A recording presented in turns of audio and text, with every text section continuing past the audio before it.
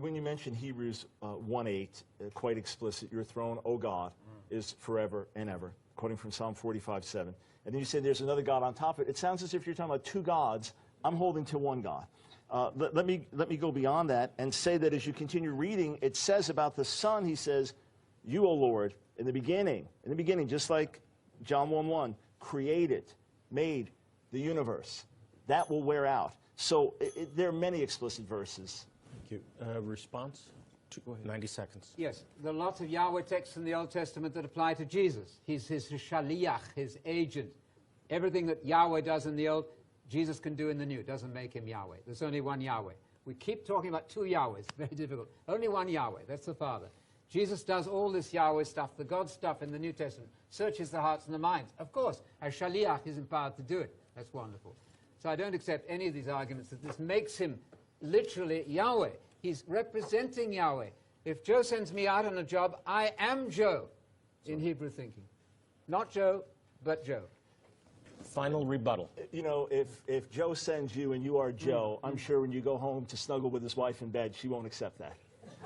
So let's recognize that the agent is not identical to the one sending. The agent can have the authority of the one sending, but they didn't see the alleged agent in the Old Testament. They saw God in the Old Testament, who is identified as Jesus in the New. It has to do with the concept of shaliach. He kept saying that Jesus could receive the worship that belongs only to God because he's God's agent. Well, my question is this. The apostles were also the agents of God and Christ, respectively. And in the book of Revelation, if you read chapter 22, verse 6 and 16, Revelation chapter 22, verse 6 and 16, it says that the angel who spoke to John was the agent of God and Christ, respectively. With that said, could the apostles go around saying, I am Jesus Christ, or God the Father, therefore worship me, because they were the agents of God and Christ? And if so, then why did the angel refuse to receive worship, seeing that he was the shaliach, the agent of God and Christ, respectively? So that's my question directed to the Unitarians.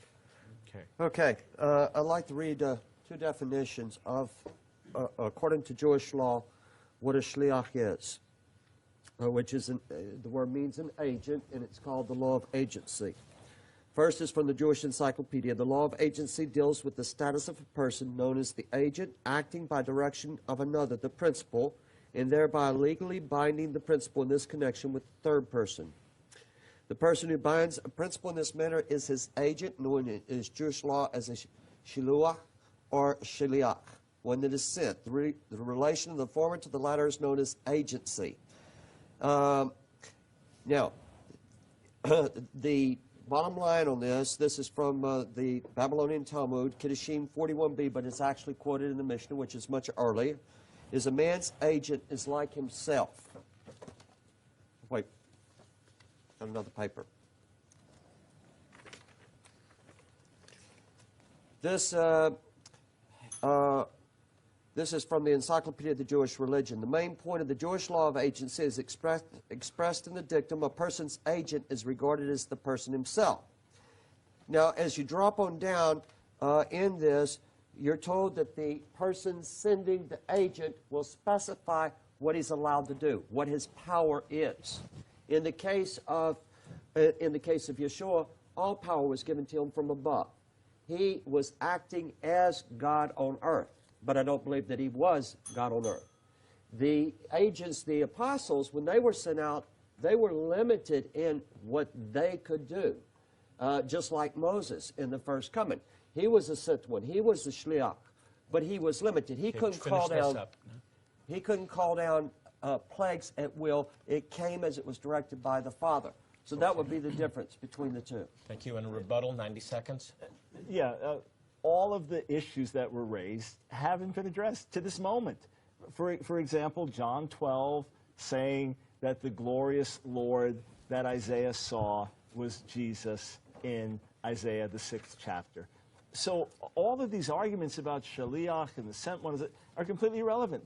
The sent one was not from the beginning.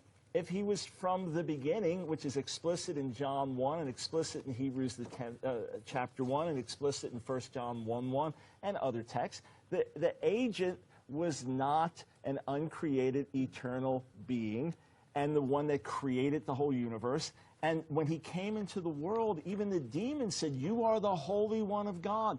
They recognized who he was. They didn't just say, "You've been sent by the big man, and we're scared of the big man." They said, "No, we know who you are, and we are in big trouble." So let's just go with the explicit text that say who he is and not be dissuaded or pushed to the side. Also, it's very interesting that early rabbinic literature makes reference to the followers of Jesus worshiping two powers. Where did they get that idea from? It's because they understood the worship of him as divine, but they didn't understand God's triunity because they rejected the revelation of the Messiah.